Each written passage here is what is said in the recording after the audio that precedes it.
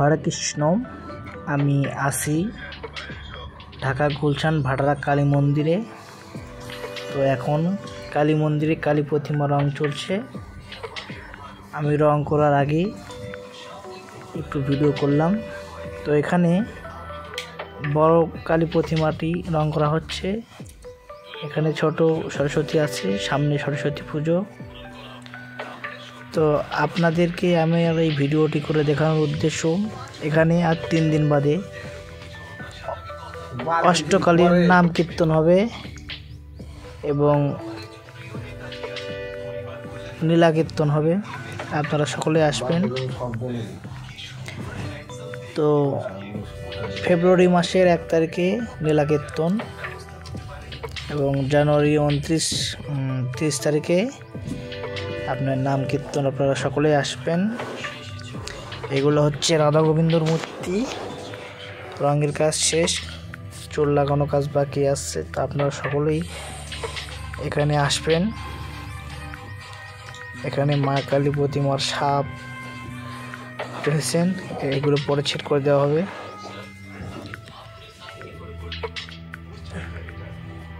আমার এই ভিডিওটি করা আপনাদের মাঝে সম্প্রচারভাবে প্রচার করার জন্য। এখানে মা শীতলী দেবী রয়েছেন। এখানে যে কটা প্রতিমা আছেন সে কটা প্রতিমাই নতুন। এগুলো নতুন করে তৈরি করা হচ্ছে, প্রতি বছর চেঞ্জ করা হয়। এখানে বাবা লোকনাথ আছেন। লোকনাথ বাবার একটা কাজ করা হয়েছে, আপনারা দেখতেই পাচ্ছেন। পাশে আরও কিছু প্রতিমা রয়েছেন। এগুলো হচ্ছে সরস্বতী।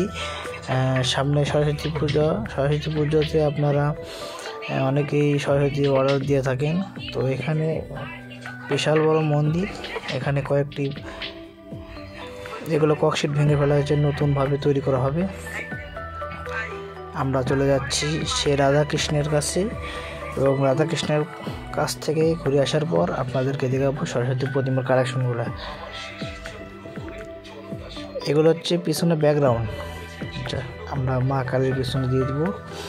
এখানে রয়েছেন 5 ফিট 5.5 ফিট একটা সরস্বতী প্রতিমা। এখানে আরও রয়েছেন 3 ফিট 2.5 ফিট সরস্বতী প্রতিমা। এগুলো আপনারা দেখেন, ছোট ছোট সরস্বতী প্রতিমা। এগুলো ব্যক্তিগত পূজাতে দেওয়া হবে, অনেকেই অর্ডার করেছেন। তো আমার এই ভিডিওটা আপনারা সকলেই দেখবেন, আপনার বন্ধু বান্ধবদের শেয়ার করে দিবেন এবং এরকম ভালো মন্দ ভিডিও পাওয়ার জন্য অবশ্যই আমার চ্যানেলটি সাবস্ক্রাইব করে রাখবেন এবং লাইক করে রাখবেন। সকলেই ভালো থাকবেন।